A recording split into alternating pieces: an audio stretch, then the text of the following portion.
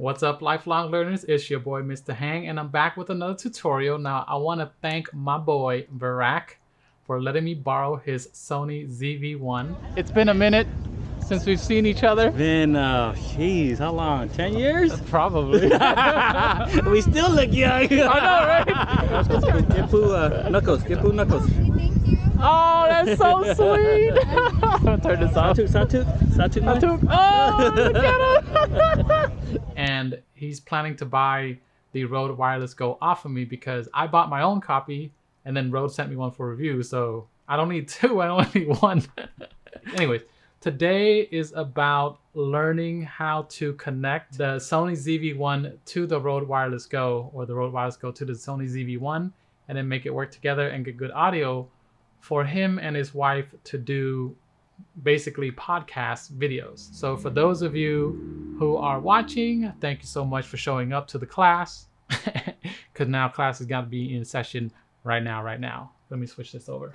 Since 2006, I've been teaching high school kids how to transform their lives through education. So consider subscribing and join the mission to make the hood all good. Okay, so I'm just gonna go through my notes here, and the first thing we want to do here is I want to show you that we have the Sony ZV-1. We're gonna push the on button right here, and then we are going to go to the video mode. So you have to push mode like that, and once you push mode, you'll be able to pick all the different modes. So what you're gonna do here is you're gonna go to video mode. So once you go to video mode, you're going to select manual video. You have shutter priority, aperture priority, and P mode. P mode is not pro mode, all right? You want to go to manual mode. P mode is just like set it and forget it mode. So if you're like, I don't want to think of it too hard, P mode, all right? Let the camera do all the work for you. Okay, so once you have it on manual mode, the next thing is to set your resolution. So to set your resolution, you're going to click on menu. You're going to go to this icon right here where it says camera 2. So I'm going to go to the left, like Beyonce, right? To the left. Okay, so once you get to the left right here, you're going to go down on page 1 or movie 1, and then you're going to select 4K or full HD. I'm gonna set it to 4K for him because why not? We're moving there for YouTube anyways. And then we're gonna go to the next thing, which is to set the frame rate. Now, some people are going to tell you, oh, make it more cinematic because you can use 24 frames per second, but I really don't care. I'm going to go with 30 frames per second, 100 megabits, because I wanted to give like a home video flavor to the video. 24 frames is when I'm shooting something more like filmic. The next thing is to set your shutter. So once this is all set, go ahead and push menu. And then you're going to set your shutter by pushing down right here. So when you push down, you'll get to set your shutter or aperture. So this is your aperture, this is your shutter. So I'm gonna go to shutter, and I'm gonna put that at 1/60th of a second. And the reason why you put it at 1/60th is because I chose 30 frames per second as my frame rate. So you basically double.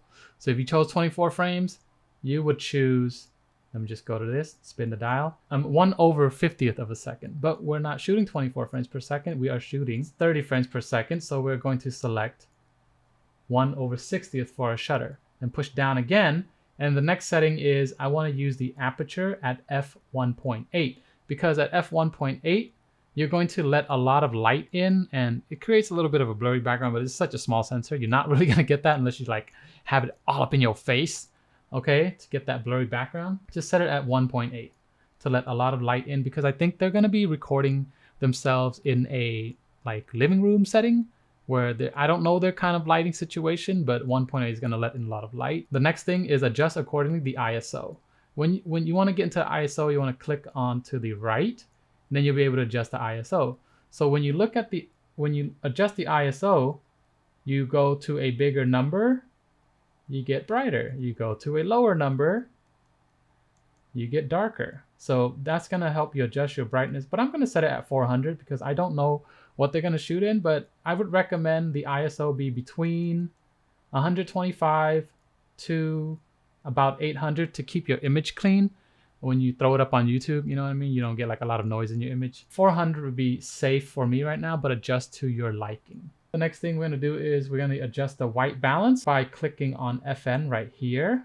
And then I'm going to go to AWB. See where it says white balance right there? For white balance, I'm going to click into it and choose AWB. Now, I want to give some tips here. I'm going to read off my notes. White balance is set to auto because I don't know what kind of light bulbs are used to light the speakers, meaning my friend and his wife. And then tungsten, if you look at a light bulb and it looks orangey, it's tungsten lighting, so that's orange.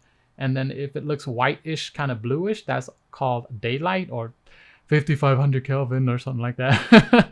Or 6500 Kelvin, depending on what you think is daylight color.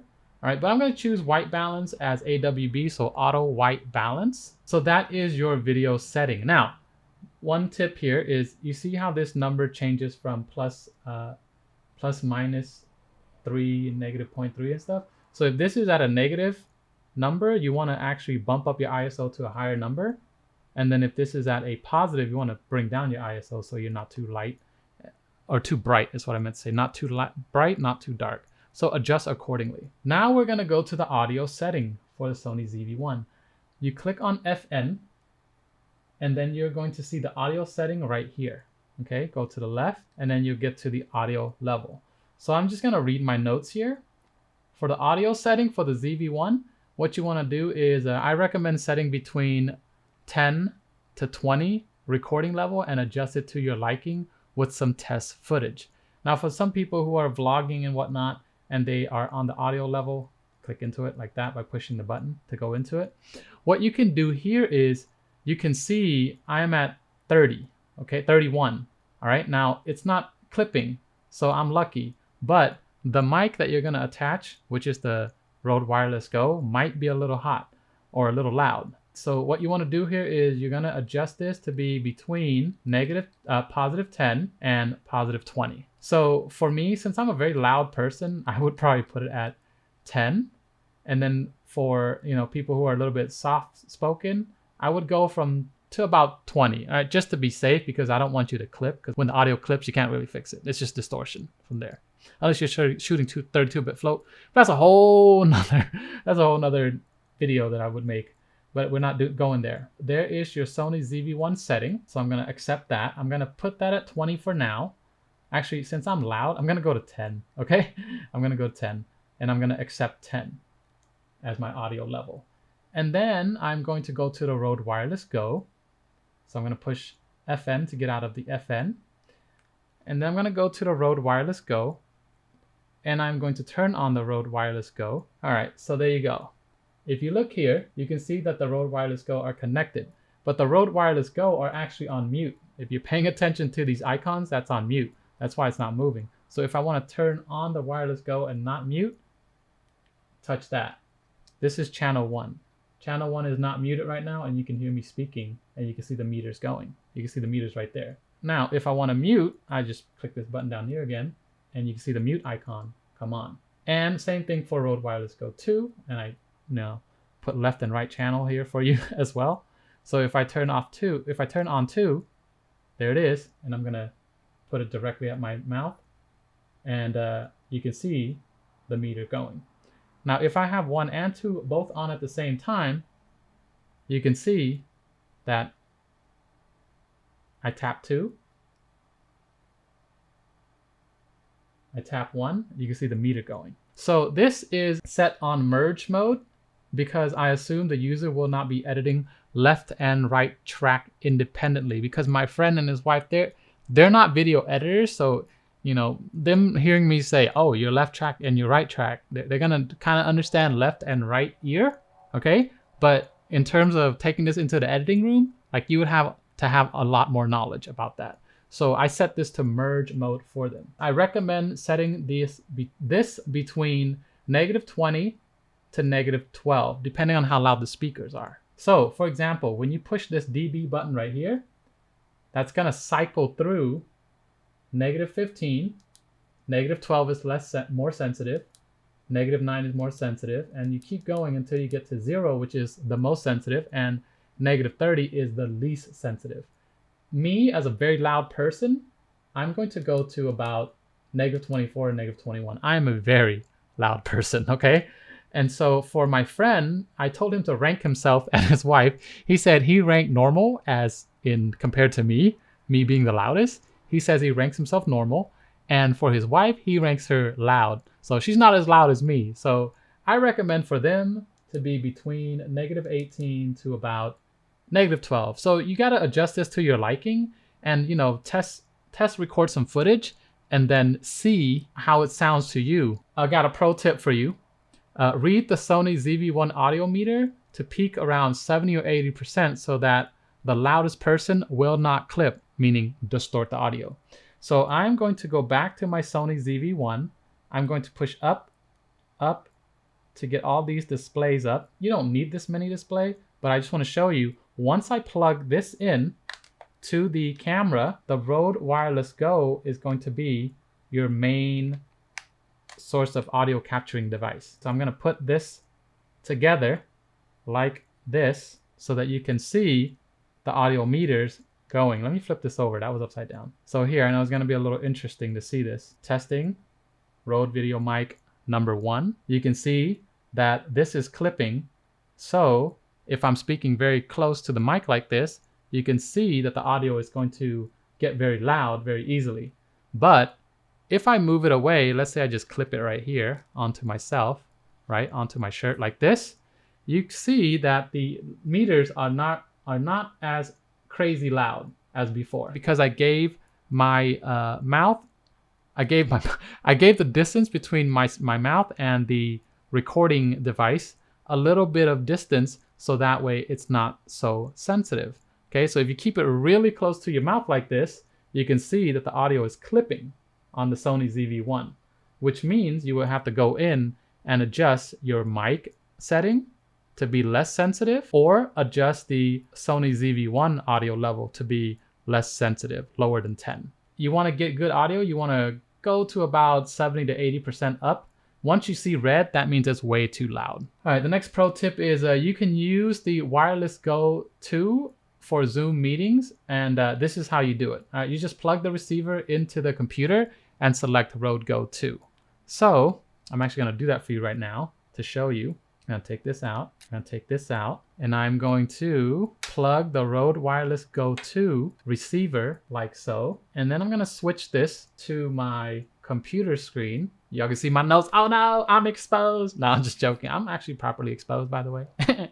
I got meters and I can look at it. But anyways, what I'm going to do here is I'm going to show you when I go to Zoom, I am able to select which microphone to use, and this is the Wireless Go 2 RX. So when I select this right here, I'll be able to use the Rode Wireless Go 2 as my microphone, meaning I can be like, you're gonna hear a difference here because I'm using this mic. Y'all see that mic? I'm using that mic right there to record my voice. But if I was on Zoom, I could walk all the way over here. I know I sound far there, but if I was on Zoom, I can hear myself clearly over here. Does that make sense? Okay. So you can be like doing instructor type stuff and people can hear you on Zoom very well. Okay, so another pro tip is the Rode Central App tutorial is linked in the description down below. So you must go to rode.com to download the app, not the App Store. So I'm gonna leave this link right here. See this link right here? I'm gonna leave this link up here in the description section of my YouTube video.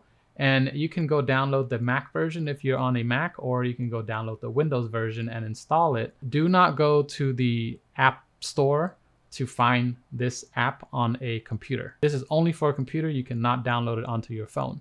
They're working on this right now, this version of the app for the phone, and I'm waiting for that so I can do my full review of the Rode Wireless Go 2. But I just wanted to let you know I will have the link in the description to my tutorial of the Rode Central app as well. So look for that in the description. Now that you shot your footage, you have some test audio, and then you shoot your real video, and you want to download the video or transfer the video to your computer, to your whatever editing machine that you want. So one way to do this is to pull out the SD card from the bottom right here and then plug it into an SD card reader, which I'm not going to do because I want to do it in this method instead. The method that I'm going to use instead is the second method, which is to use the USB-C. Now, let me just give you a warning here about the USB-C because it is very specific. Now this one, and I'm such a nice friend, I labeled it for him and everything. This one is a charge only cable. That means that you can only charge the battery in the camera while the camera is like, you're not using it, and you're gonna plug it into some power source, it'll charge the camera. There is another cable that is supplied by Sony. This will charge the camera and let you transfer data. So let me just show you, okay? Let me just show you when you plug in this wire to the back of the computer. So I'm gonna do that now. All right, so now what I'm gonna do here is I'm gonna plug this USB into the USB micro, and you're gonna see that the camera is charging. But when I turn on the camera, it doesn't say it wants to transfer files. So what's gonna happen here is I'm going to unplug this because right now it's just in power supply mode. I need to plug in this wire instead that was supplied by Sony for the ZV-1. Notice how it's showing you the charge icon right there. I'm gonna turn this off. Now I plugged in a different wire, the one that is for charge and data. You're going to have to turn this on, and then when you turn it on, you're going to see you're going into USB mode, which is very different from the previous wire, right? You did not see this happen. Let me just show you what happens on your computer. Since I use a Mac, I go to my Finder, and my Finder will show me this, Untitled. See that? Untitled. That is where you can actually go find your raw file of photos. And this is like, I don't know why Sony does it this way. They should just have raw and video together. But if you want to go find your video, you have to go to private, click on my root, and then click on clip. And then you'll be able to find all your video clips right here. Don't worry about the XML folder, a file. You want to use the MP4 file. So this is just some stuff that I shot with the Sony ZV-1. If you do not want to see this icon right here that says you unplugged improperly, you need to push eject and eject.